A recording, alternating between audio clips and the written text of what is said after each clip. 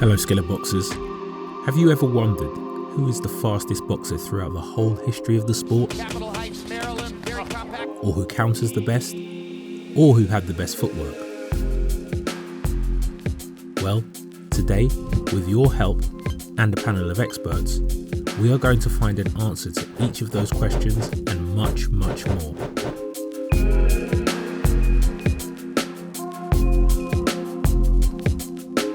We've broken boxing down into 12 key areas, from hand speed to power, footwork to combinations, and everything in between. And you will help us decide who reigns supreme in each category. For each category, we'll present 10 top-level boxers as nominees. You'll be able to vote for your favourite in the link in the description, where you will go to a poll. In part 2, after voting closes, we'll rank them according to your votes.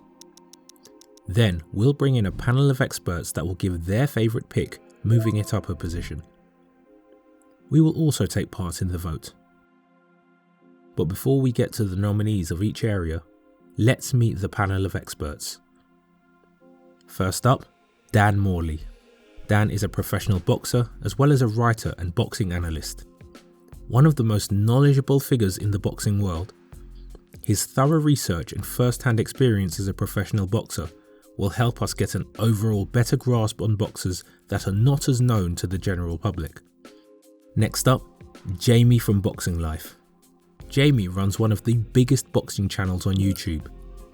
His videos portray a unique analysis of boxers and the sport. His research and endless hours going over fights and analysing them will give us the last key takes to end our list. And finally, before we begin, a quick disclaimer. Any list ranking the best in boxing, regardless of the category, will inherently carry some subjectivity. It is impossible to be 100% objective.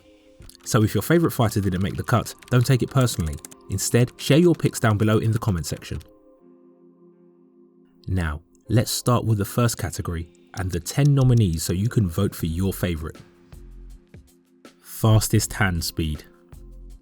For this category, hand speed will be defined as the speed at which a boxer can throw punches, both individually and in rapid combinations. This includes the quickness of punch initiation and the ability to string together multiple punches with minimal delay. The first nominee is Amir Khan. Khan's speed came from his fast twitch muscles and explosive combinations. In the eyes of judges, incidentally, he's one of Lee Jones, the unique mentality of doubt here, but his confidence isn't gone. He threw punches in rapid-fire bursts, overwhelming opponents before they could react. His combinations of straight punches were especially fast. He was able to defeat world-class opposition by using his footwork and quick hands. The second nominee is Gary Russell Jr. Russell Jr. had blindingly quick hands paired with sharp accuracy. He let his punches go in smooth, fluid sequences, making it nearly impossible for opponents to counter. Out of Capitol Heights, Maryland, very compactly. At featherweight, he looks faster than nearly anyone in the sport. The third nominee is Hector Camacho. Camacho's speed was flashy, flamboyant, and highly effective. He peppered opponents with quick, darting combinations, and then danced out of range. His lightning hands fit his showman personality, dazzling crowds as much as they frustrated rivals. At his peak, he looked untouchable because of his sheer hand quickness. Now 2 decision victories in his last 4 bouts. Again, Paul just a little short. He got a piece of that punch. Then he got hurt. Good right hand. The fourth nominee is George Linares. Linares possessed elegant, fluid hand speed that looked effortless.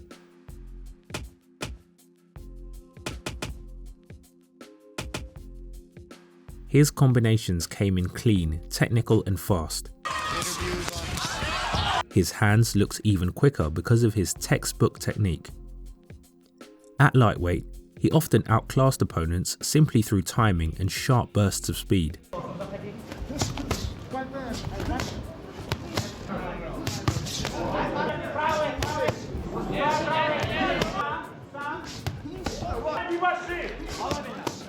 fifth nominee is Meldrick Taylor. Taylor's hand speed was almost machine-like in rhythm and tempo. He let off flurries of sharp, accurate punches that kept opponents smothered. The Chavez fight remains a showcase of his unreal output. Chavez, and more blood comes out of Taylor. Necessary chance to get back in his game plan to perfection. Whoa! Right in. Fine fashion. His combinations to the body were exceptionally effective. The sixth nominee is Ray Leonard. Leonard's hand speed was paired with elegant footwork and a high ring IQ. He had quick hands in single shots, but even more impressive was his speed when throwing combinations. Flush on the chin of the challenger. Combinations, and so long. He could unleash blistering flurries and pull them back before his opponent had a chance to react. His quick combinations were extremely sharp and accurate, often used to finish his opponents.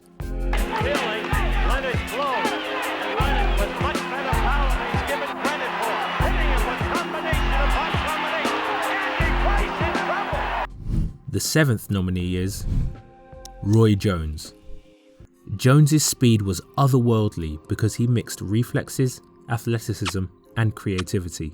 He's thrown. A right hand stings Harris. He could throw punches from unorthodox angles faster than opponents could process. They're in Cleveland. But they want to go to distance. Oh! Big right hand. Oh, he's down. Closing seconds. There's a... that's enough, Wayne. And that's... He could also unleash long, fluid combinations at blinding speed. The eighth nominee is Ryan Garcia. Garcia's calling card is his blindingly fast left hook. He throws it with almost no telegraph, making it both quick and destructive.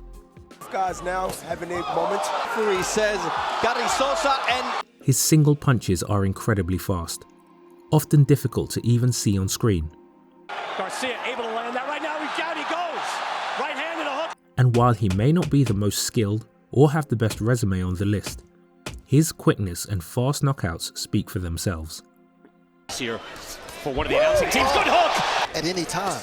Hard right hand and a hook, and down he goes. The ninth nominee is Shane Mosley.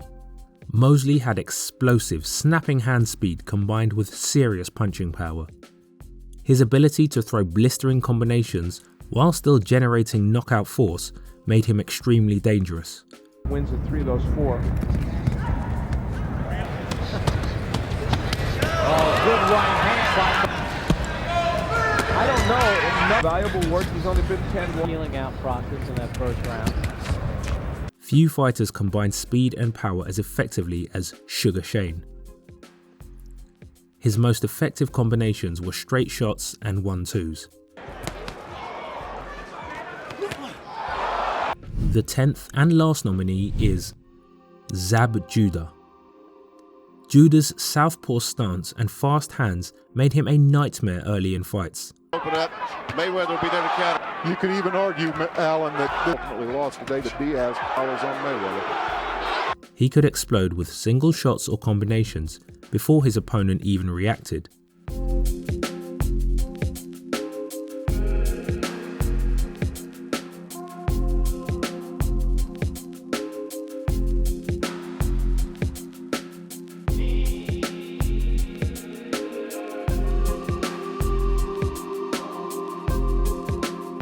His best work came from quick counters, catching opponents off guard with his incredible speed. No hair issues in this fight. Double up on that jab, and answer whatever Goes on, he's the one who will unravel. There's an uppercut again. He landed it again. There's another beautiful uppercut. Judah doing some strong. Let us know on the poll who does your vote go to. The next category is more gut-wrecking than a laxative pill. a bit of a weird analogy. Everybody knew exactly what I was talking about. Best body shots. Good body shots will be defined as single punches or combinations aimed at the opponent's torso. They are measured by how damaging they are and how consistently a boxer targets the body throughout the fight to wear down the opponent. Let's start with the first nominee. Canelo Alvarez. Canelo's body punching is explosive and compact, blended with perfect setups.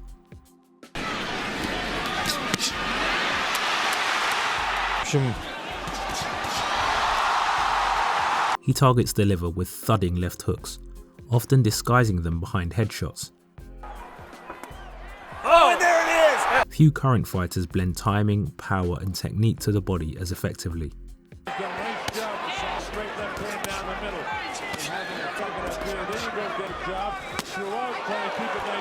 The second nominee is Gennady Golovkin. Golovkin's body shots were heavy and perfectly set up.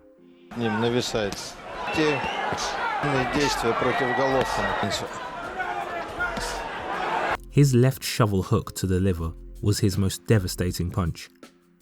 He would always set it up with a combination first, forcing opponents to focus on other shots before ending the sequence with a hard shot to the liver. Trying to obey those instructions, and there's the body shot. With his heavy hands and clever setups, his body attacks were a problem for any opponent. Let's continue with the next nominee, George Foreman. Especially in the early part of his career, Foreman's body punches were key to breaking opponents down. He would target the sides with wide, brutal hooks. He wouldn't set up his shots, but would always put his entire body behind each punch, making them extremely dangerous even when blocked. His right hook to the kidneys was especially punishing. Doesn't back up, he keeps coming. Throws a bizarre right hand to the back of, oh, there goes, something hurt Cowie. The fourth nominee is Julio Cesar Chavez. Chavez is perhaps the most famous body puncher in history. Not only were his body shots powerful, but they were incredibly consistent. He is in a survival mode. Right eye of Chavez. They're working on it. Here goes Chavez working on the body. And the Chavez is throwing is going to be so much that he has now gotten so... His left hook to the liver was his signature shot. It looked like a... He would always look to target the liver with different setups. To keep Chavez off, so whenever... In other cases, he didn't need a setup at all. He would throw it directly, without telegraphing, making it quick and difficult to defend. Chavez turned body punching into the norm, systematically breaking down opponents. The fifth nominee is Ken Norton. Norton's body attack was underrated but punishing. He used his strength to dig hooks to the sides, especially when fighting in close range. He would throw wild shots, really loading up and putting everything behind each punch.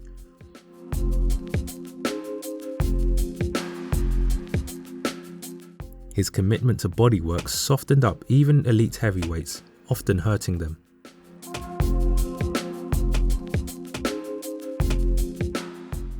Our next nominee is Marco Antonio Barrera. Barrera used his great combinations to set up devastating body shots. If the fans are hostile to me, I just hope they're loud. Oh man. He embodied the Mexican style, frequently targeting the body. His liver shots were extremely dangerous and would often put an end to his opponents.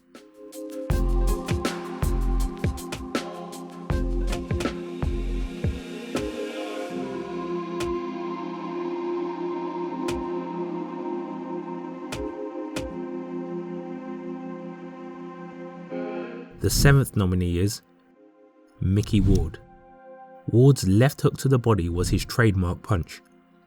And he digs one to the body and down goes Sanchez! Delivered with perfect torque, it folded opponents in half when it landed clean. He often set it up with headshots before digging downstairs. Ward's body punching gave him a reputation as one of the sport's toughest warriors. Martin until the result. I think he certainly will do it. That's where Ward needs to survive, but I don't see it. We've got 30 seconds to go. The 8th nominee is Mike McCallum. The body snatcher lived up to his name, dismantling opponents with surgical bodywork. He usually went around the sides, throwing wide hooks to the midsection. His ability to place shots between and around his opponent's guards made his body punching so special.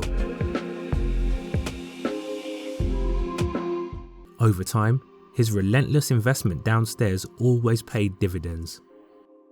Other than maybe trying to get Mike to punch him.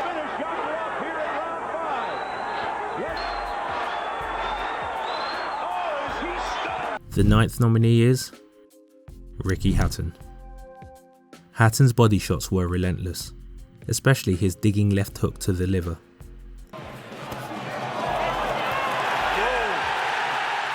He threw them as part of his swarming, high-volume style. His body punching drained opponents' energy and broke them mentally.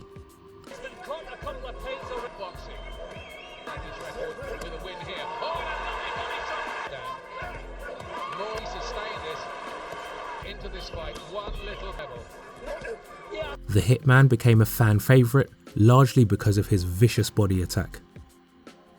The last nominee is Roberto Duran. Duran's body shots were vicious and intelligent, thrown with perfect placement inside exchanges. He ripped short hooks and uppercuts to the ribs and liver while smothering opponents. His body attack wasn't just raw power, it was strategic, breaking fighters down round after round. His counterattacks to the body were especially impressive, often catching opponents by surprise.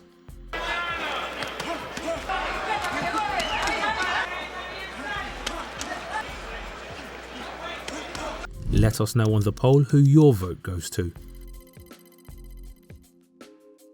Now let's move to the next category. Best footwork.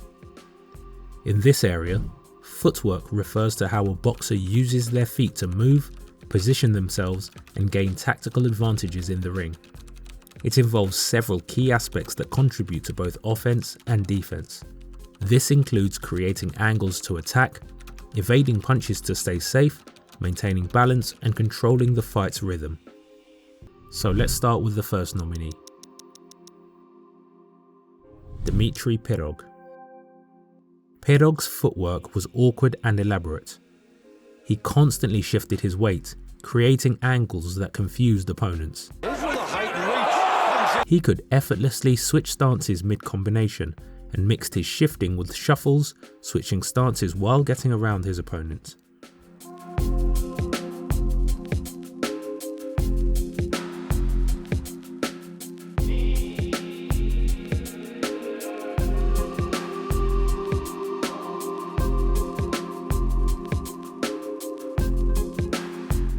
All of it was done while connecting from unorthodox positions, which made him a nightmare to defend against.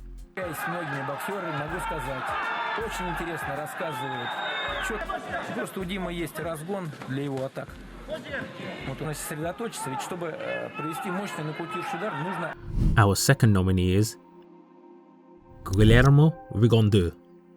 Rigondeur's footwork was subtle, minimal, and a display of defensive genius. He glides around the ring, always half a step ahead of his opponent's reach. His ability to reset distance with just one step makes him frustratingly elusive. And he almost went down on 2 separate occasions in the first round. He always maintains perfect balance and can pivot around opponents effortlessly.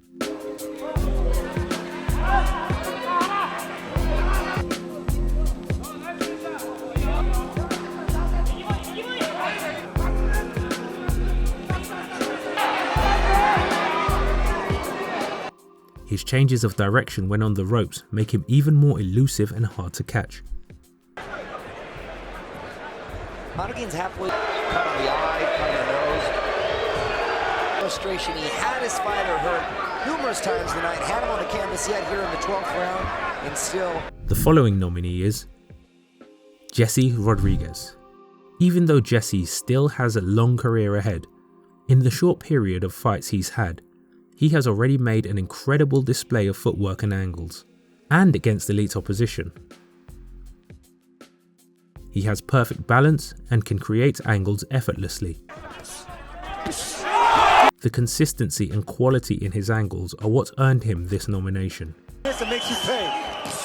Nice by Estrada. He's punching with the young guy who starts to look good. Bam, just swinging away. The fourth nominee is Muhammad Ali. Ali's footwork was based on rhythm. He danced around heavyweights with light, bouncing steps that defied physics for a man his size. His movement let him fight at range, dictating the pace entirely on his own terms.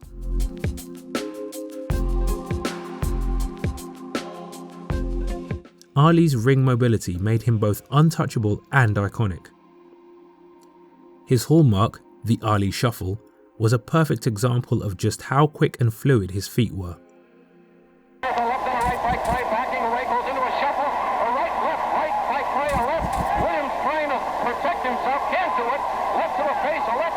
The fifth nominee is Naseem Hamed. Hamed's footwork was unpredictable and based on pure balance. He would often slow down the pace, set the rhythm of the fight, and then suddenly switch it up again. He frequently changed stances while getting out of range.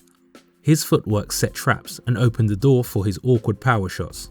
There's a lot of pressure on Hamed. Last three performances have been a bit iffy.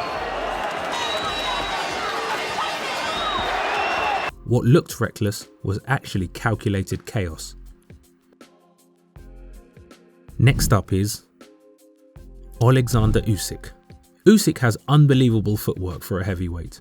However, at cruiserweight, he looked untouchable.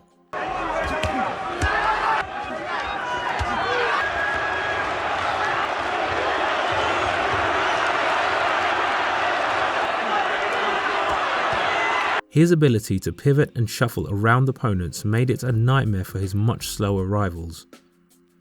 He could circle around them and then exploit those angles like no other fighter in the division.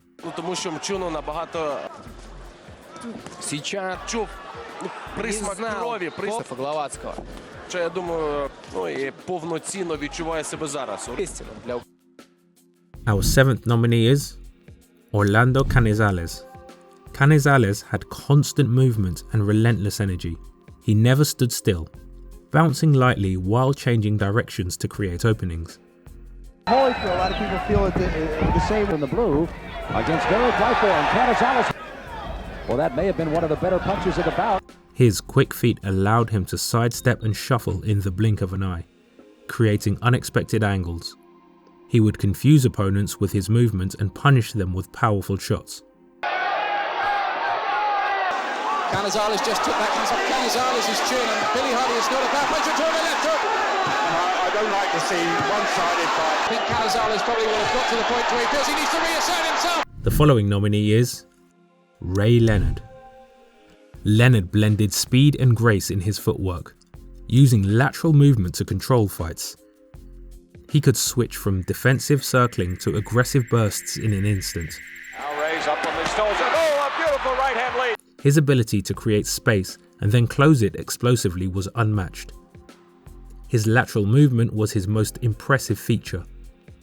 He could move throughout an entire fight laterally, outboxing and frustrating even the toughest pressure fighters.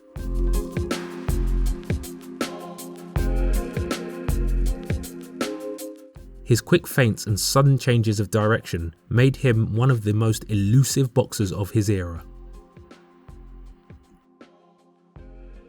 The ninth nominee is Roman Gonzalez. Chocolatito's footwork is relentless and pressure-based.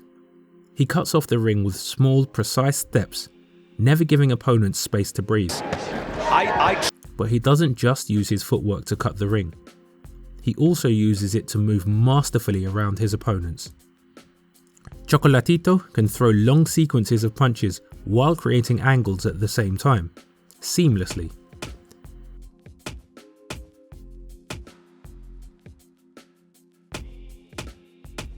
His footwork is as subtle as it is effective, allowing him to circle around opponents while connecting long, fluid combinations. Finally, the 10th nominee is Vasily Lomachenko. Lomachenko's footwork is built around incredible angles. And he's exerting energy. You gotta. There it is. Bye. Where are you? Land body punches here early on. There is a left hand to the body, and see the angles of Lomachenko. He shuffles around opponents so quickly that he often ends up beside or even behind them. It was very interesting because they told him. Now turns to the side. Doesn't look like any other fighter. He combines ballet-like balance with boxing aggression, never wasting steps. Lomachenko, nice uppercut, chopping right hand. How many more shots can there? There he goes! His technical and strategic use of footwork is unreal and forms the foundation of his style. Not only is he exceptional at creating angles, but also at exploiting them perfectly. Sosa. You know, quite honestly. Wow, what a feint. Some people not really answering. Yeah. Let us know on the poll who your vote goes to.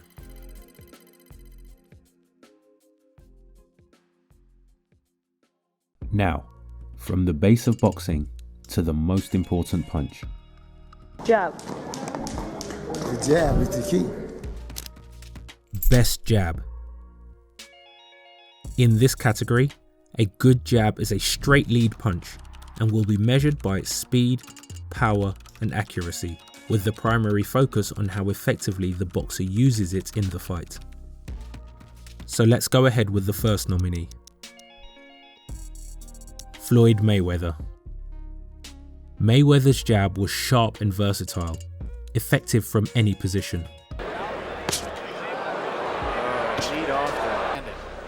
He was the first American, by the way, to defeat. Said in this fight, I have everything to win and nothing to lose. He could throw it from both the low and high guard, targeting the head and body. His jab to the stomach was one of his best punches to keep opponents at bay. Came out, in fact, the front. Floyd is now beginning to unleash once again. Still hanging in there. Might have a chance. He'd actually won that he would be training Oscar for. It allowed him to attack the body while maintaining distance. His jab was an underrated weapon that helped him establish control in fights, a tool that served him throughout his entire career.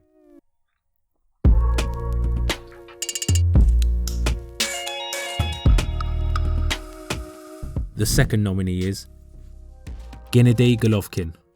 Golovkin's jab is one of the hardest ever thrown at middleweight.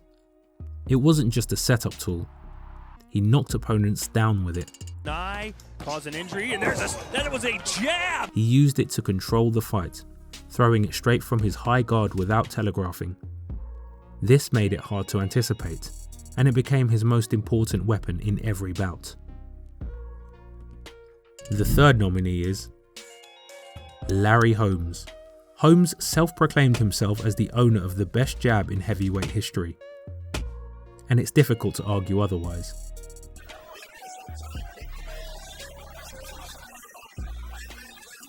It was long, stiff and punishing, doubling as both a rangefinder and a damaging weapon. Staccasia. Oh, to be hurt. That was particularly vulnerable. With the head held forward. There's the left. He threw it with snap, knocking opponents off balance and dictating pace. His blinding speed made his jab incredibly difficult to deal with. Excellent. Cobb squat. Can't see how that can be much, if any. Glove repair. The next nominee is Lennox Lewis. Lewis's jab was a weapon of dominance, long, stiff and controlling. He used it to dictate distance against shorter heavyweights, keeping them at bay. Because this guy comes from on. Whoa! Toying with it. Just toying with it. But it also carried knockout level power. Whether as a setup or as a tool to control tempo, his jab was the key to his dominance. The fifth nominee is Lyndon Arthur. Arthur's jab is fast, long and rangy. He uses it constantly to control pace and distance, rarely abandoning it. Too slow, wasn't it, from Suarez with the hands? Punch now to get me out of this. He whips it from a low guard, making it difficult to read. Well, like you said, this is light heavyweight. I'll tell you what, there's lots of prospect. You know, we're sitting down behind his... It's the cornerstone of both his defensive and offensive approach. Nominee number 6 is Marvin Hagler. Hagler had one of the best southpaw jabs ever. Though he could fight from both stances, his jab was especially effective as a left-hander. It wasn't flashy, but it was authoritative and sharp, often breaking an opponent's rhythm. Effectively here, blood from both eyes of the challenger. So I'm going to outmaneuver him. Our middleweight championship, Hagler's head. Hagler's doing the right. Marvin's going to eventually put his punches together. He was able to circle around opponents while doubling and tripling his jab. Against Marvin Hagler, it must be a little frustrating to not... One of his trademarks was a lunging jab, which he'd throw almost jumping forward. This is a key round. Back from Hagler. Right in. Solid punch. Nominee number 7 is Muhammad Ali. Ali's jab was fast, flicking and disruptive, keeping heavyweights at a distance they weren't used to. He often doubled and tripled it, using it as both a scoring shot and a setup for his right hand. Unlike traditional jabs, his came from low angles with incredible speed. It wasn't just a punch, it was the foundation of his whole style. The 8th nominee is Oscar De La Hoya. De La Hoya's jab was central to his style. He used it to keep opponents at range, often mixing it up to the head and body with high volume. He taught him that fake. He threw it from his high guard without telegraphing, and combined with his perfect timing, it became one of his most powerful and effective weapons. Left hook that misses. Too many body punches yet to... How are the judges seeing this? Many close... Oh, God, left hand on the... The following nominee is Sergey Kovalev. Kovalev's jab was both a tool and a power punch. He used it to control distance and time opponents who tried to get inside. But he used it best offensively. He would often throw it after his cross while lunging forward. One of the few boxers whose jab was also his most powerful punch. The last nominee is Thomas Hearns. Hearns' jab was like a whip, long, stiff and punishing. He threw it loosely from his signature low guard, making it difficult for opponents to read. His incredible reach allowed him to land it from unexpected distances. Combined with his speed and timing, Hearns' jab was one of the best in boxing history.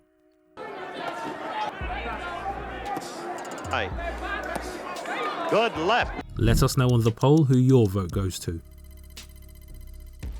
After looking at the best 1, it only makes sense that we take a look at the best 2. So let's look at the boxers with the best cross. Here, a good cross will be a straight rear punch, which will be measured by its speed, power and accuracy, with the primary focus on how effectively the boxer uses it in the fight. So let's start with the first nominee. Adonis Stevenson. Stevenson's left cross was his signature weapon, and one of the best left hands in boxing. Hard uppercut, now huge left! He threw it with explosive speed and shocking knockout power, fully turning his body into the punch to maximize reach and impact. It was his most reliable and devastating weapon throughout his career. The next nominee is Alexis Arguello. Arguello's right cross was technical perfection, straight, sharp and deadly. Round 12, there is big right hand, and Mancini wobbled at the bell. He delivered it with pinpoint accuracy, often in rhythm with his jab. His long reach allowed him to throw it from a distance, frequently catching opponents by surprise. That long right hand, less than 30 seconds ago. Combined with his impeccable timing, his cross was the most reliable fight-ending punch. Oh, big right hand, and down goes Rooney. A tremendous straight right hand. The following nominee is Bernard Hopkins. Hopkins' cross was sneaky yet highly effective. Movement, yes. Sneaky right hand for Hopkins right here.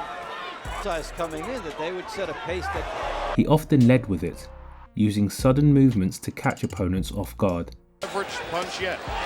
And He would often use it to close the gap and work on the inside. But he also had a great 1-2, accurate and with textbook technique. Our next nominee is Carlos Monzon. Monzon's right cross was long, measured and heavy.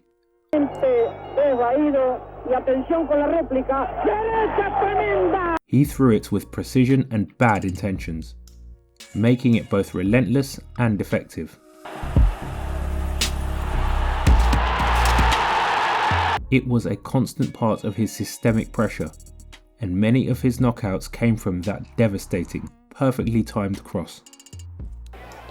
Round number 8, a right hand, and Okada's down. It's cut, it doesn't, there's a right hand. Okada's hands are down. His hands. Nominee number 5 is Deontay Wilder. Wilder's right cross is one of the most destructive punches in boxing history. While he may not be the most technical boxer on this list, his 1-2 combination is executed with near perfection. Wilder comes in with a right. There's a right hand. He uses his lead hand to measure distance, then unleashes his thunderous right cross with frightening effect. His freakish reach made the punch even more dangerous. The next nominee is Gerald McClellan. McClellan's right cross was explosive and fight-ending. He threw it with violent speed and aggression, often as part of wild offensive bursts. He would often use the lead hand to measure and then throw the right cross right on target. Well, the more we talked about, the right hand. His long reach and great rotation allowed him to use it really effectively from the outside. there's no chance of South. Oh, there. Julie gonna win it right here. Can McClellan finish him off? He's down. The next nominee is Joe Louis. Lewis's cross was a masterpiece of precision and mechanics. His right hand travelled straight, delivered with little wasted motion, making it both fast and powerful.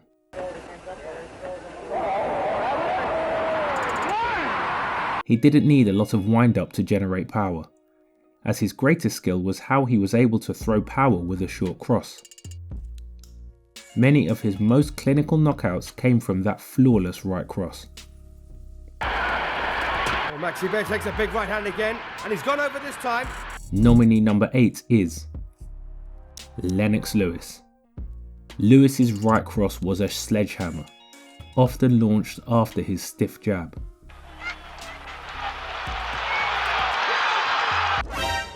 His height and reach gave it crushing leverage, making it nearly impossible to avoid. Lewis has still got to beat. Whoa! He would often throw it over the opponent's lead hand, similar to an overhand, but extending to reach the target.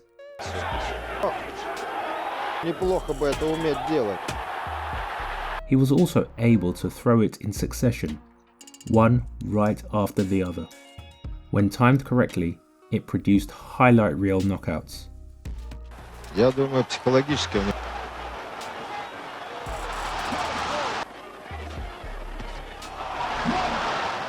Nominee number 9 is Thomas Hearns. Hearns' right cross was crushing, and his most devastating shot. His incredible reach let him launch it from a distance opponents didn't expect. Leonard 2. There's a right by Hearns. Another one. And a left. Down goes Leonard. It had both knockout power and accuracy, often finishing fights in one shot. A solid right. He's just hanging a big right hand. That's it, Tim. His jab cross became one of boxing's most feared combinations, and for good reason. Our nominee number 10 is Vladimir Klitschko. Also known as Dr. Steelhammer, Vladimir Klitschko had one of the most powerful crosses in boxing.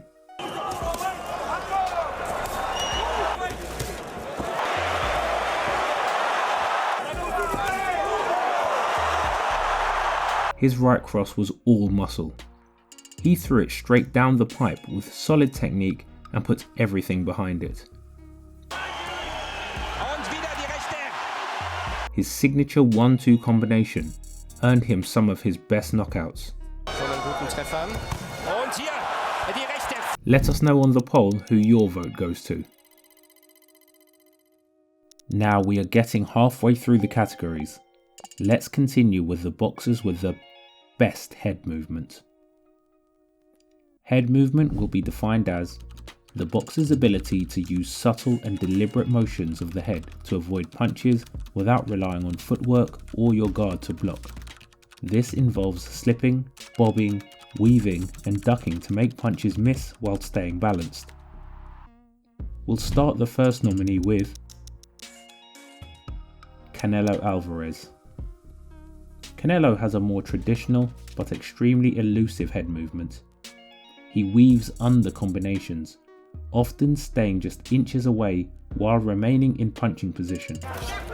He has great waist movement, involving his shoulders and arms into the whole motion.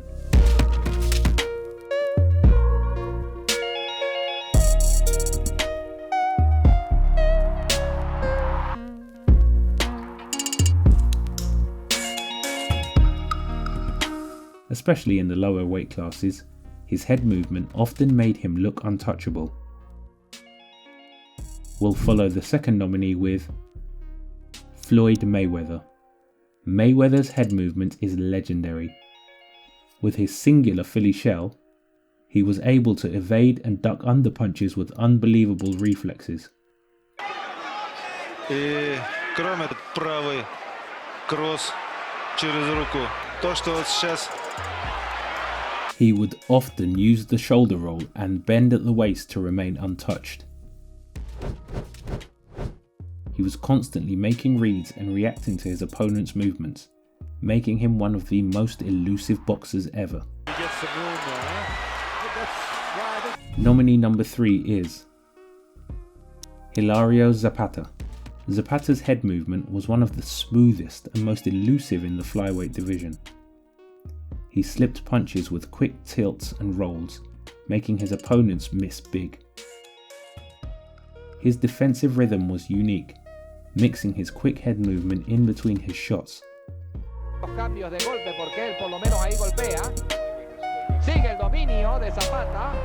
Combined with his light footwork, it was a beauty to watch Zapata work.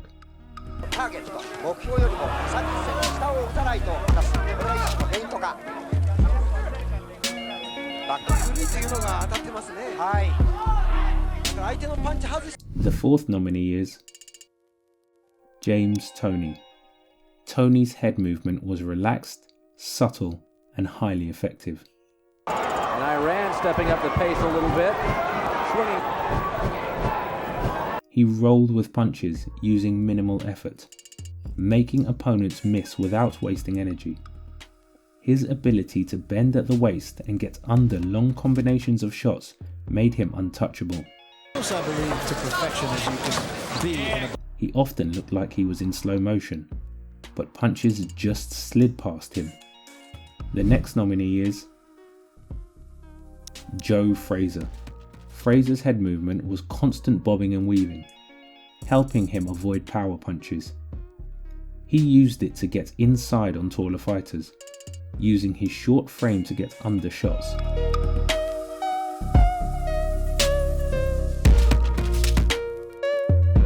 His head movement also allowed him to seamlessly transition to his left hook. Frazier's head movement was central to his pressure fighting style. Nominee number 6 is Muhammad Ali. Ali's head movement was risky but rewarding to watch, he would often keep his hands low and simply lean back and get away from punches, daring his opponent. He relied on excellent reflexes and great confidence in his chin. His style was risky, but it worked brilliantly in his prime. Next up is Nicolino Locce. Locce, the untouchable, relied almost entirely on head movement during his fights. He would stand squared in front of opponents, with his hands low or covering his chin only, and would slip, duck or pull away from shots.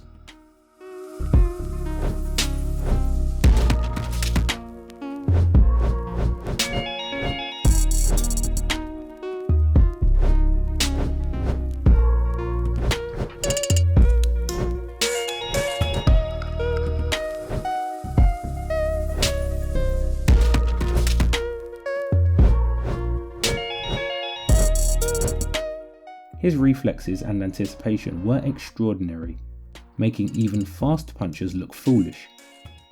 He would use really subtle and quick movements to evade punches just the necessary distance to not be compromised for the following shot, allowing him to evade really long sequences. Our 8th nominee is Pernell Whitaker. Whitaker's head movement was slippery and unpredictable. He bent at the waist, rolled and slipped punches from the most unorthodox positions, making opponents swing at air. The bruising around the right eye of Whitaker is becoming more common. He would get down really low and move his head, often also against the ropes.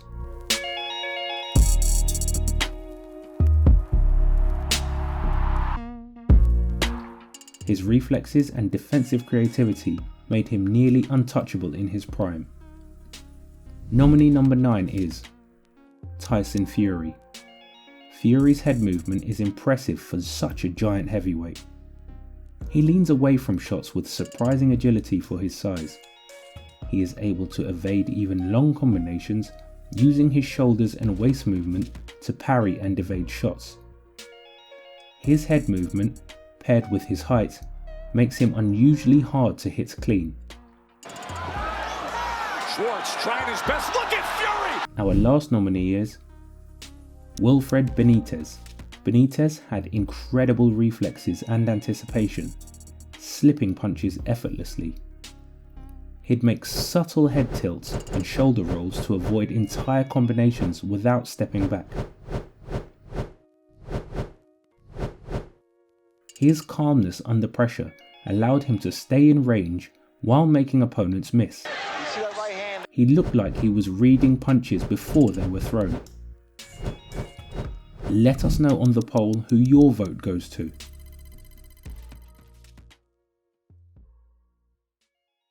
In this next category, we are going to take a look at boxers with perfect timing. So let's look at the boxers with the best counterpunches. We'll define counterpunches as punches thrown in direct response to an opponent's attack.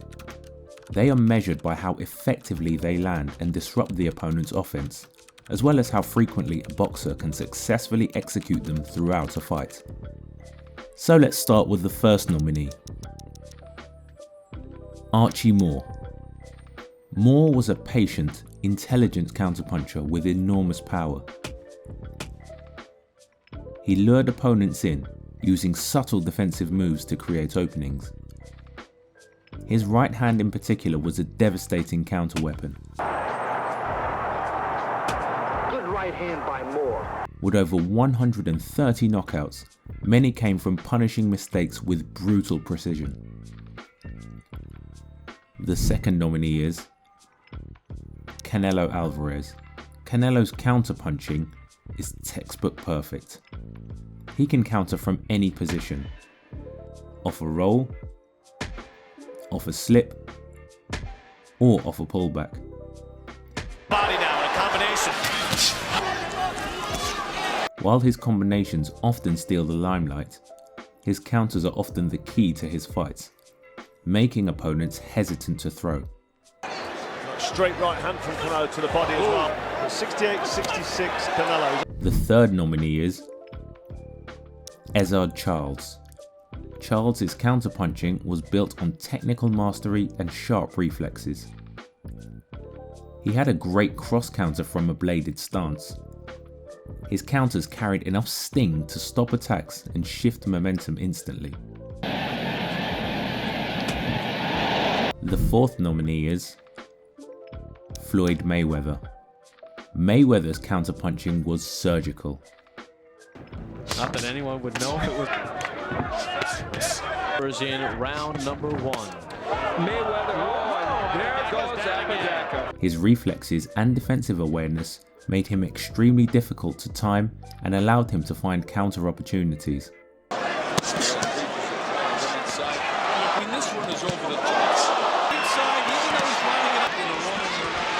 He was especially great at baiting opponents to get them to throw, then countering them with precision.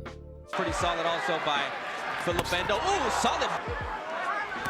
Ooh, it's longer and he keeps getting pounded like he is right now. And now. Moreover, he had incredibly quick hands and was able to pull off lightning fast counters. His pullback cross counter has become a hallmark of his style.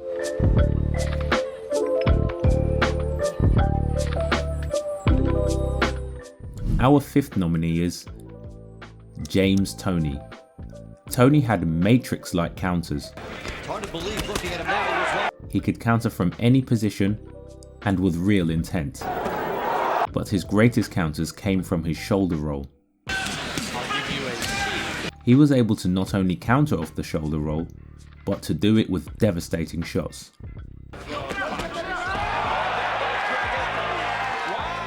He also excelled at countering in the pocket, staying calm under fire. There's James Toney. In his prime, he was one of the best at turning defense into offense. I tend to agree with you, Joe, but it was a good hand. Oh, another right from Toney. Oh, he's down! Our nominee number 6 is Terence Crawford. Crawford is a master of countering in both orthodox and southpaw stances. Then he's able to set up his combinations.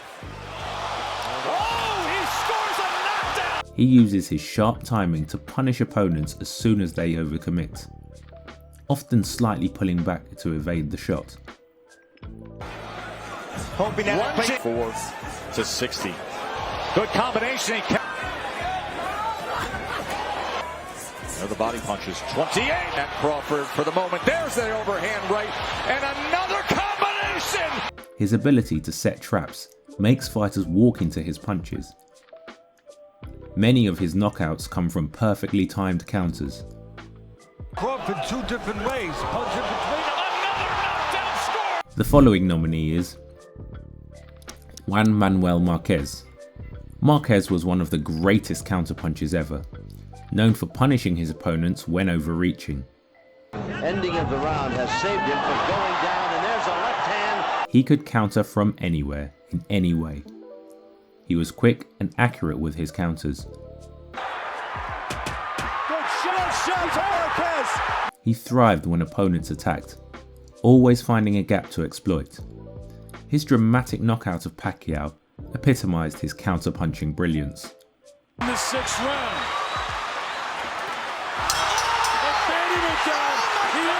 Next up is Ray Robinson. Robinson's counters blended timing with devastating power.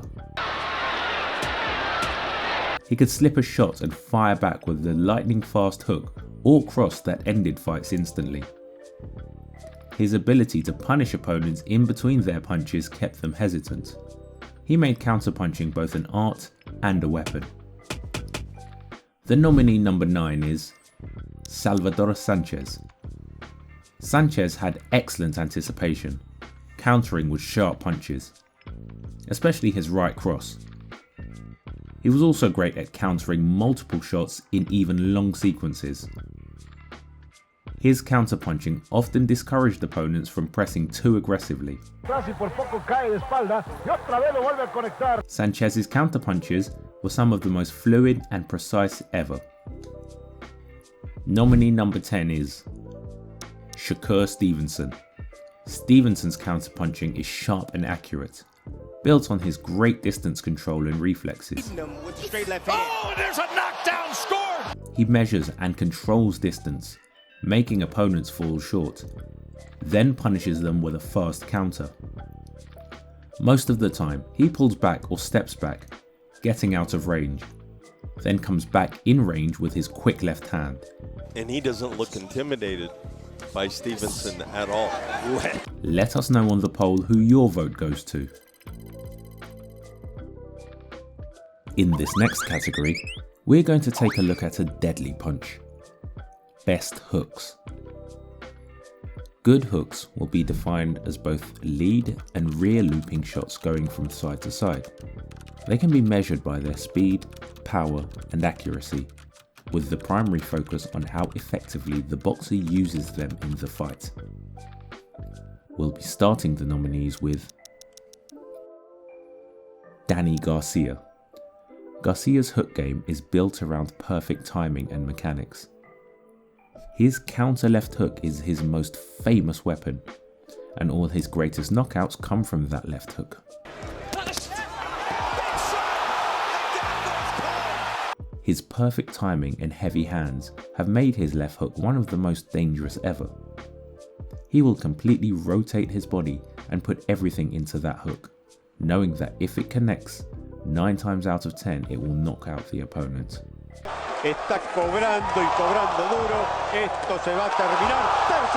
The following nominee is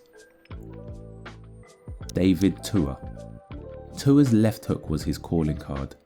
Compact, fast, and absolutely devastating. He would often lunge with it, shortening the distance and making up for his short frame.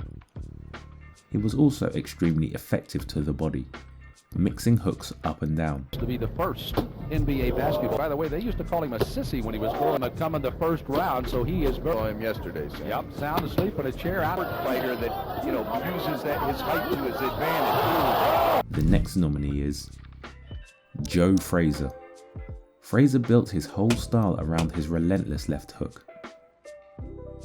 His left hook is one of the most iconic punches in boxing, thrown in endless succession.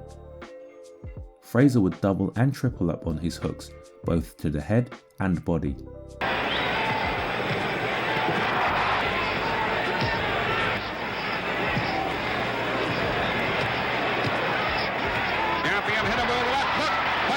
His signature was a left hook lunging forward, using his legs to spring up, adding power and shortening the distance. Our fourth nominee is Mike Tyson.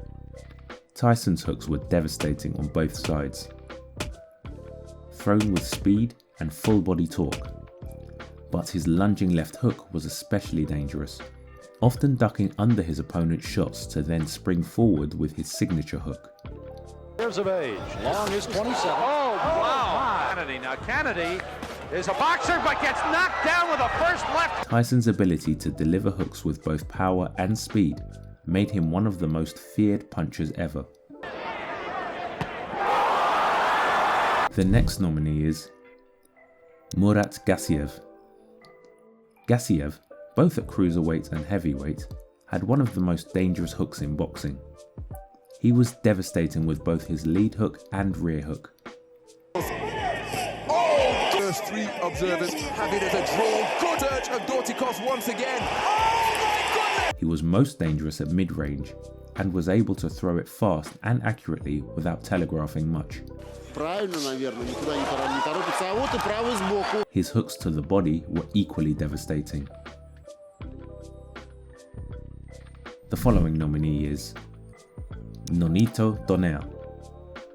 Donaire's counter left hook is his most famous shot, timed perfectly against incoming opponents. Vegas.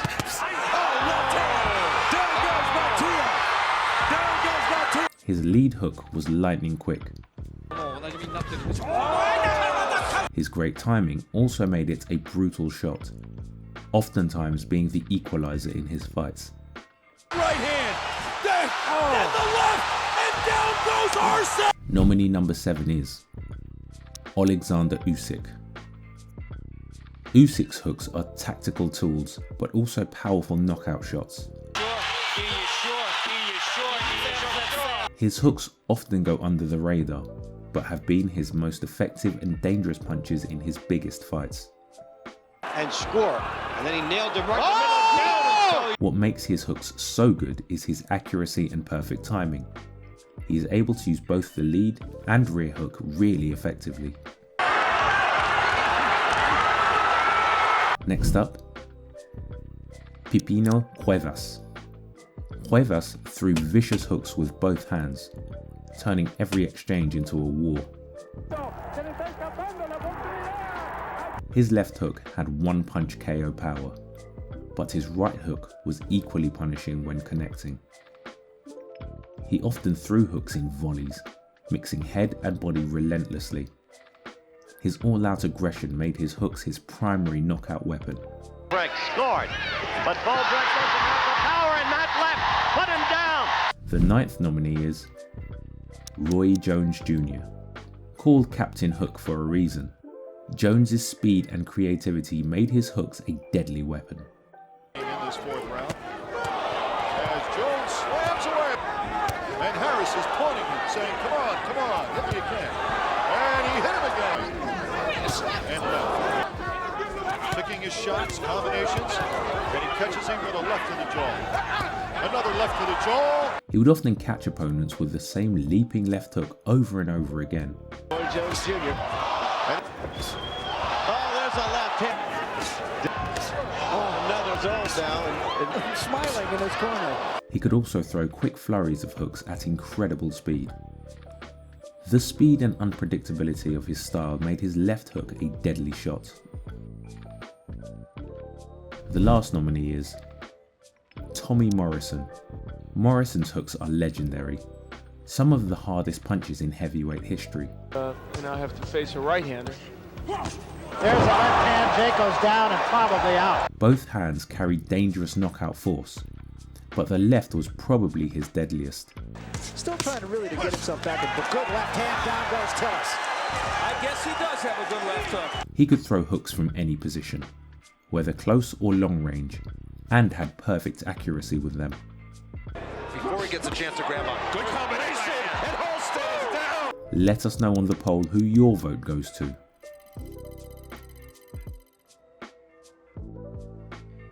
Now let's see another tricky but vicious punch. Best uppercuts. Good uppercuts will be both lead and rear looping shots going from down to up. They can be measured by their speed, power and accuracy, with the primary focus on how effectively the boxer uses them in the fight. The first nominee is Anthony Joshua. Joshua's uppercut is his most eye-catching punch, showcased memorably in his win over Vladimir Klitschko. It's also one of his most powerful shots, often the cause of his most brutal knockouts. The punch carries real power, delivered with clean technique and explosiveness. Knocking Pulev around the ring, hits him with an uppercut as well, turns away. Does he want any more of the uppercut? Downstairs, looking for that big right hand and that uppercut. 3 in a row right there. It is. But it's a good scorecard. Look at these uppercuts. Leaves you susceptible. Oh, another one, and Pulev is hurt. At short range, his rear uppercut is a highly effective way to cut through an opponent's guard. Guard up there as Joshua died. The second nominee is Donovan Ruddock. Ruddock's smash, a hybrid left uppercut jab, was one of the most unique punches in boxing. Using his legs at all. He threw it with bone-crushing power, often looping it forward with vicious intent.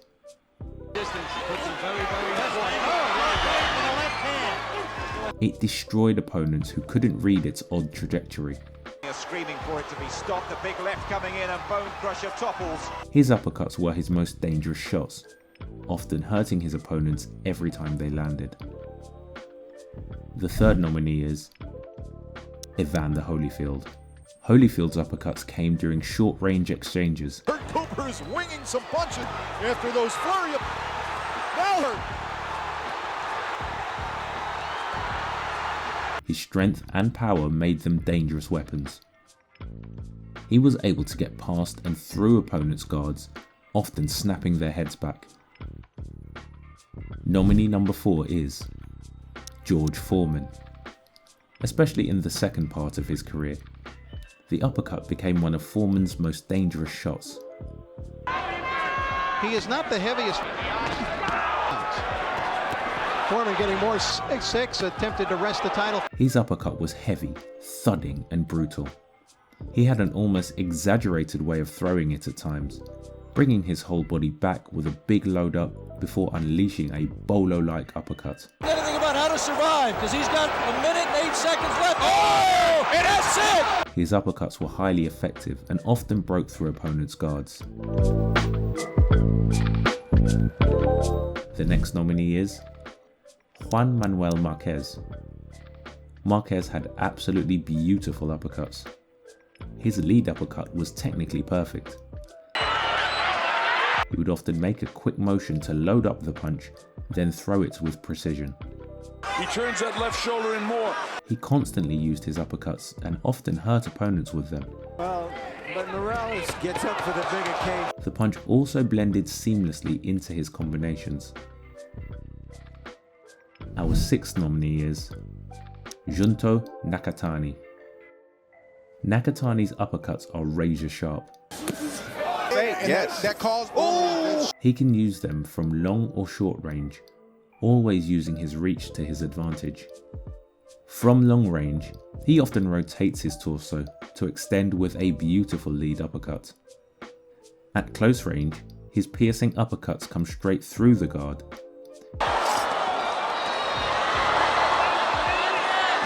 Using his long arms to slice through opponents' defenses. He changes levels. He cannot miss and is live for the very first time. The 7th nominee is Lennox Lewis. Lewis had one of the most devastating and underrated uppercuts in heavyweight history. Just missing its target. Oh, what a right uppercut, and another one! His rear uppercut was especially dangerous, often thrown in close quarters or in the clinch to surprise opponents. Now you need Vaseline. Lewis lands an uppercut For another 20 seconds for them not to cover up and start grabbing and kicking. Lewis landing, and for the moment, Lewis looks punched out. As he usually faced smaller opposition, his uppercut became a crucial part of his offensive arsenal. The 8th nominee is Mike Tyson. Tyson's uppercut was one of his most feared weapons and has become iconic in boxing history. Uppercut, and Marvis is hurt. Razor is down. Especially his uppercuts in combination with body shots were extremely effective. again, just from this thing. Tyson is inviting. And there was an uppercut. He'd dig an uppercut to the body, then follow up with the same hand to the head. Sharp right uppercut to the body by Tyson. Again, a double right hand. His compact frame and explosive hips gave the punch crushing force in close quarters. Nominee number 9 is Naseem Hamed. Hamed's uppercut was wild, flashy and devastating when it landed. Oh. He threw it from awkward angles, sometimes leaping in, which made it unpredictable. His reflexes allowed him to get away with risky delivery, stunning opponents who never saw it coming. Come at him. Oh, it's going to get knocked over. We're just walking back into the fire. The last nominee is Ricardo Lopez. Lopez's uppercut was sharp, clean and technically flawless. We know that. And he has a reputation tied. Maybe he learned it from reading Warpine again. Who originally was a kickboxer. He often used his lead uppercut to counter opponents' shots, coming straight through the middle. He could also use it effectively from the outside, landing from far away. It was one of his key knockout weapons. Let us know on the poll who your vote goes to.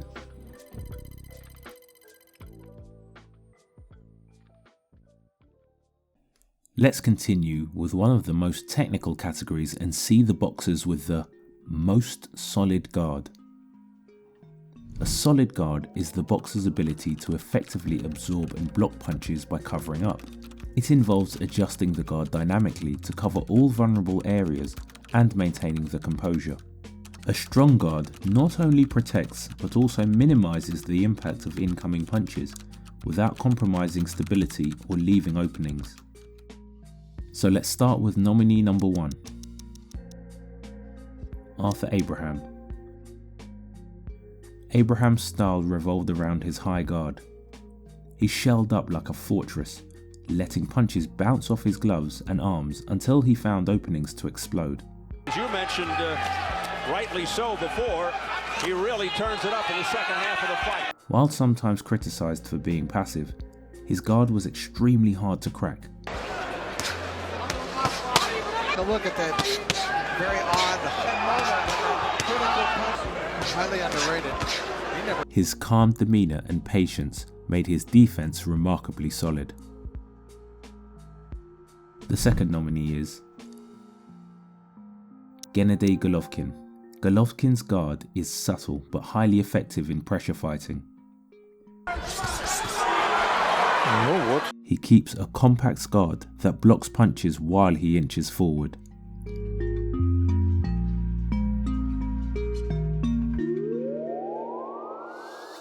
His composure and distance control allow him to absorb shots without overreacting. Always defensively responsible, he keeps his chin down and maintains a crouched posture, adjusting just enough to block or parry incoming punches. The third nominee is James Toney. Toney's guard wasn't a classic high guard, but a slick shoulder roll style defense. While often praised for his head movement, his solid guard was equally vital. He absorbed shots with subtle rolls and blocked the rest with relaxed composure. What made his guard so effective was his ability to catch punches on his arms and parry them with his gloves, staying calm and comfortable under fire without ever panicking. Next up is Joshua Clottey. Clottey had one of the most frustrating guards of his era. He kept his gloves glued to his head and his elbows tightly tucked in a crouched position. Crowd getting loud. Just to attack that body. That quite honestly, Clottey's having trouble landing clean punches. And here's where Cotto goes to work. His stability and composure behind the guard gave him underrated durability and frustrated even elite opponents. The fifth nominee is Julio Cesar Chavez. Chavez used a tight, disciplined high guard. He blocked shots on his arms and gloves while subtly shifting his head off the centre line. He often kept his hands protecting his body, moving just enough to block incoming punches. He was also great at parrying at mid-range. His ability to absorb heavy punches without overreacting made his guard exceptionally strong. The sixth nominee is Ken Norton. Norton often employed a cross-arm guard, using it to smother and deflect punches. While he could be wild at times, when composed, he had one of the most solid cross guards in history.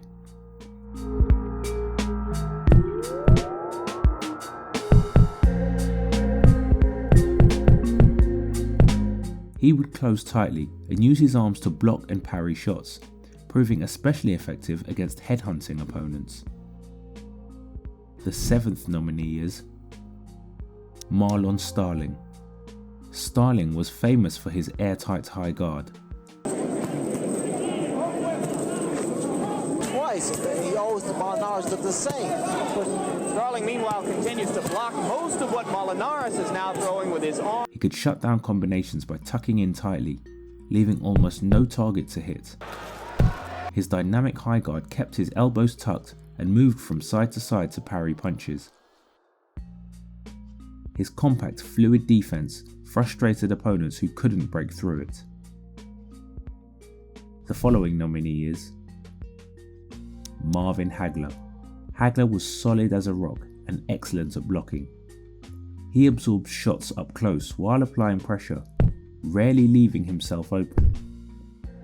His strong chin and stoic approach amplified his guard's effectiveness. He was also highly responsible while punching, maintaining balance between offense and defense. To make some money. Hagler's guard was fundamentally sound and perfectly suited for walking opponents down safely. The 9th nominee is Tim Witherspoon. Witherspoon was a master of the cross-arm guard, a defensive style many fighters struggle to figure out. He used it to parry most punches with ease, constantly adjusting his arm positions to cover openings. His dynamic guard adapting to every situation was extremely difficult to penetrate. Lastly, the 10th nominee is Winky Wright. Winky Wright had one of the most iconic high guards in boxing.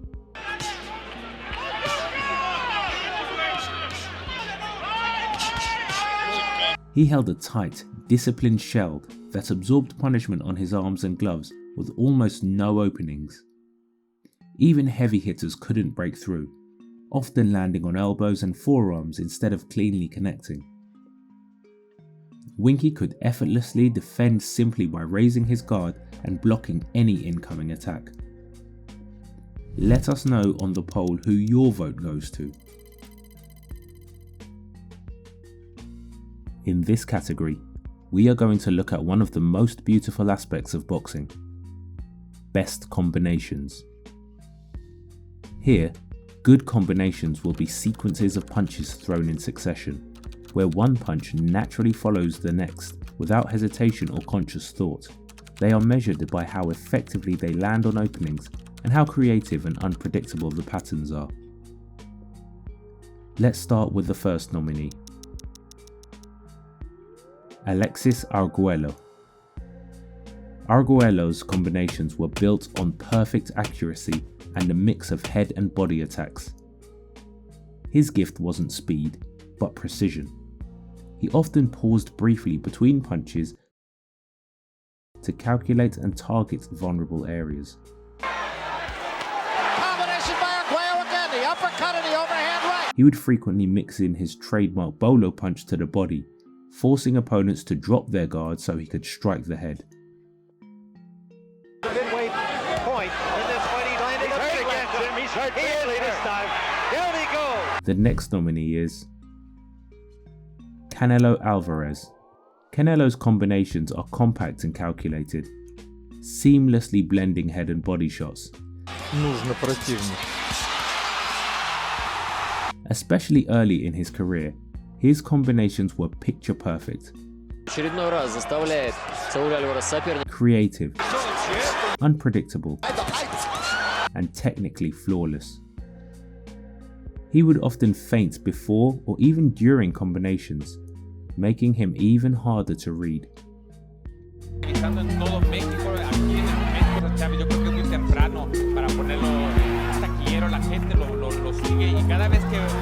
His ability to vary rhythm, double up punches, and mix levels made his combinations truly exceptional. The next nominee is Dmitry Bivol. Bivol's combinations are disciplined and efficient, built around straight punches. While Bivol often headhunts, what makes his work remarkable is the smooth fluidity of his sequences. With relaxed shoulders, he throws long bursts of punches effortlessly without wasting energy. His control and precision allow him to throw in rapid sequences without overcommitting. Nominee number 4 is Juan Manuel Marquez. Marquez was a master combination puncher, with some of the cleanest technique in boxing.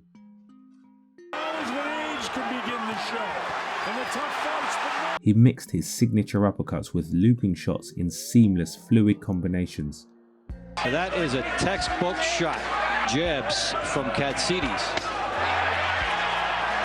Oh, what work here off the work by Marquez. Big uppercut by Marquez. His attacks flowed endlessly, every punch precise, sharp, and delivered with real power. Our next nominee is Manny Pacquiao. Pacquiao's combinations were explosive and relentless. There's a counter left hand that backed up Floyd Mayweather. And Manny Pacquiao going on the attack.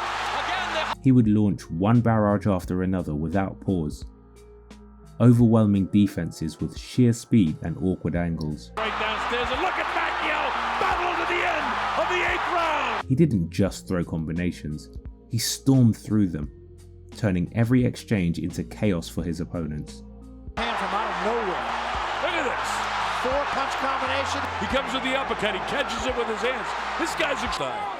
Oh, the right eye runner. And he just took about 5 shots. Staggered him. A huge right hook. And now he's in trouble. Our nominee number 6 is Marco Antonio Barrera. Barrera's combinations blended aggression with surgical accuracy. Beautiful combination. Devastating at mid-range, he strung together hooks and uppercuts to systematically break down opponents. His seamless mix of body and head attacks within the same flurry made him both unpredictable and brutally effective. The following nominee is Muhammad Ali. Ali's combinations were fast, fluid and precise. Though he often headhunted like Bivol, his accuracy and speed were extraordinary for a heavyweight.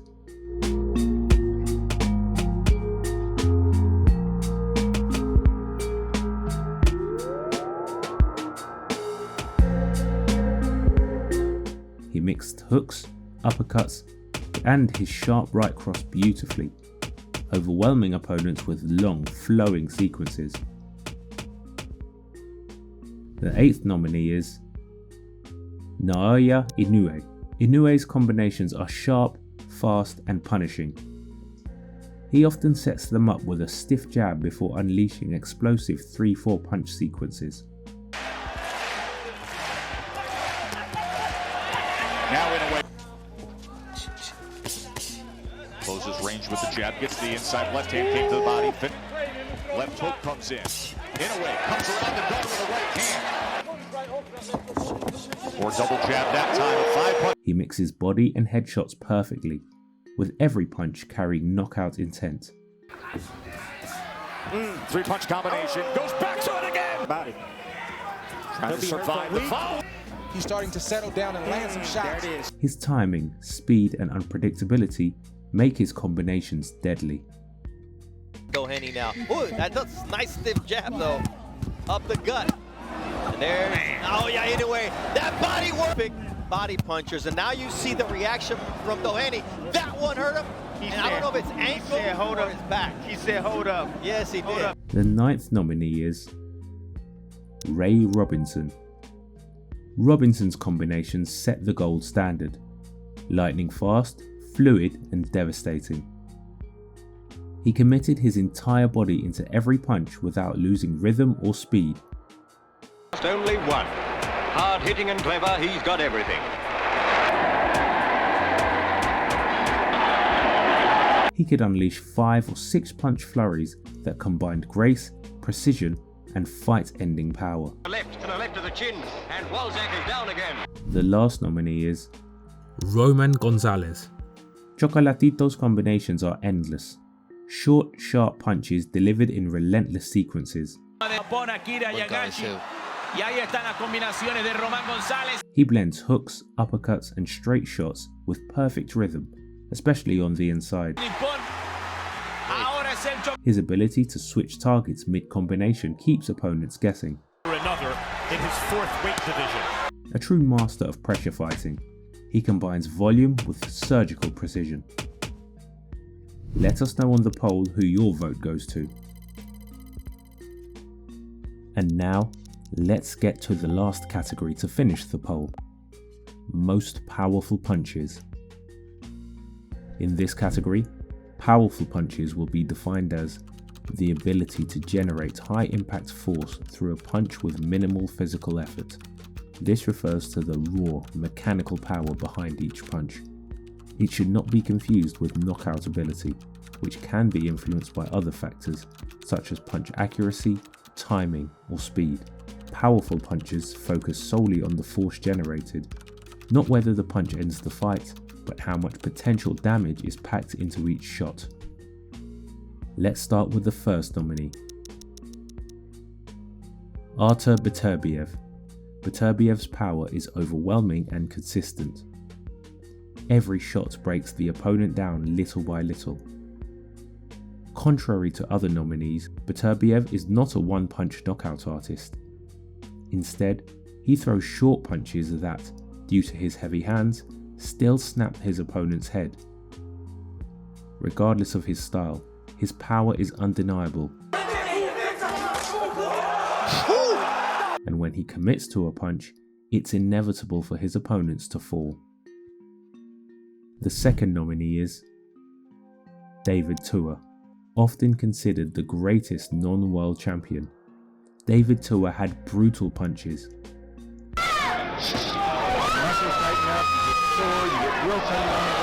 His stocky frame and leg strength gave him a natural knockout power. He was a threat until the very last round because his power never faded. As we've seen, his hooks were especially devastating. The third nominee is Deontay Wilder. Wilder's right hand is one of the most destructive punches in boxing history. Guys, so he's doing a lot of pushing. While he may not be the most skilled and sometimes throws wild shots, his power makes up for it. He can end a fight with a single punch, even when behind on the scorecards. Every opponent respects his equalizer, no matter the situation.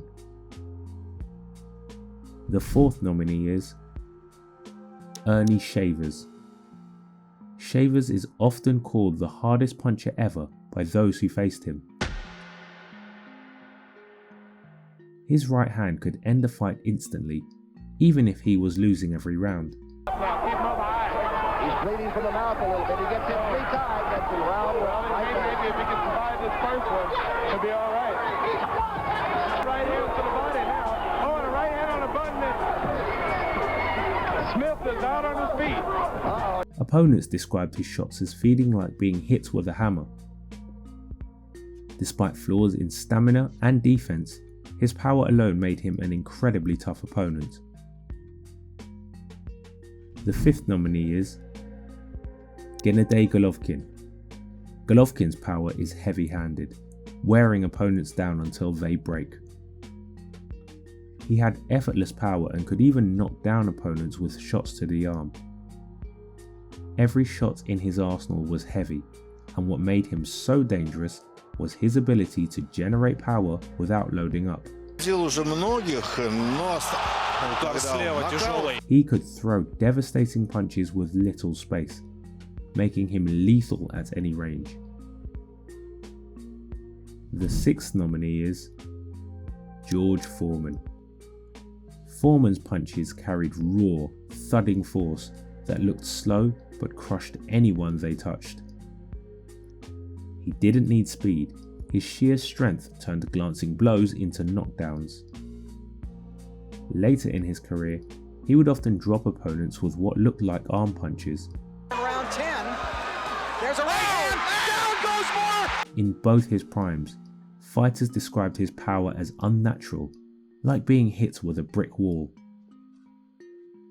The seventh nominee is Joe Louis. Lewis's power came from perfect fundamentals and precision. His punches were short, compact, and technically flawless, delivering maximum force with minimum space.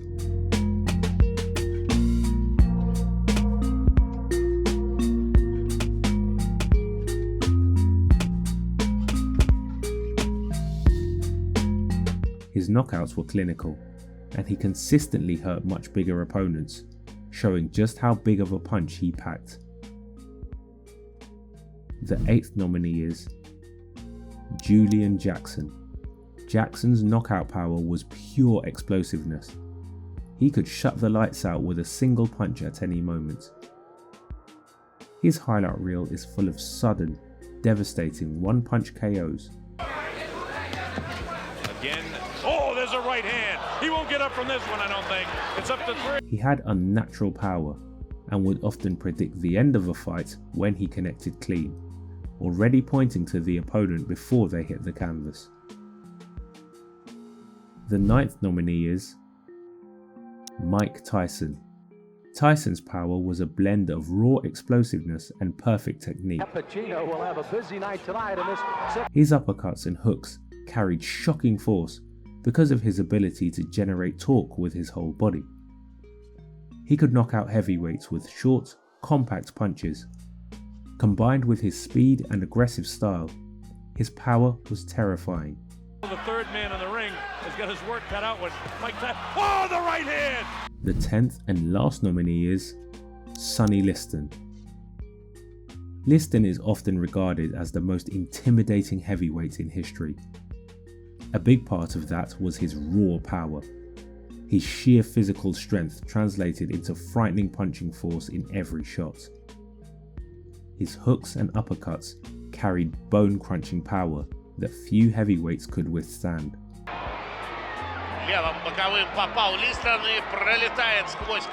Facing Liston meant bracing for punishment from the very first exchange. Paul has never been knocked off his feet until now. Now that you know all the nominees, the decision is in your hands. Voting will be open for a limited time, so make your picks count. Once the polls close, we'll combine your votes with our expert panel to reveal the final top 10 in each category. Subscribe to make sure you don't miss the results, and let us know in the comments who you're backing.